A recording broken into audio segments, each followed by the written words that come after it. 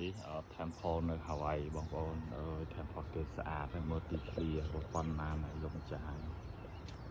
គេស្អាតមែនតើខ្ញុំមកផឹកពេកមក6ផឹកគេអត់បានបាក់វាផងនេះ temple នៅ Hawaii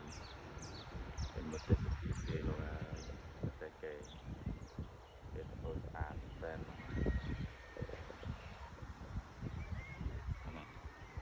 ហើយមកផ្លូវចូលលើផ្លូវចូលពី temple មកហ្នឹងចូលទៅឃើញមើលទៅហួសហ្នឹងតិចដល់សមុទ្រហ្មងហ្នឹង temple នៅ Hawaii ហ្នឹងសួនច្បារគេណាtemple គេធំណាធំតែហ្មងបើទីឃ្លាណា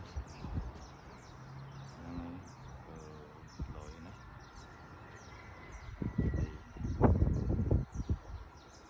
មកហើយនៅនេះក៏លំឡើងគេចូលចិត្តហាត់ប្រាណជុំវិញ temple នេះដើរមានអីចឹងទៅមកចិត្តមានដាំដូងដាំអីឡាក់លយពេកខ្ញុំដើរលេងដែរឥឡូវខំមកថាមក temple តែគេអត់បាត់ទ្វារចាំមើលតិចគេបាក់ទ្វារបានចូល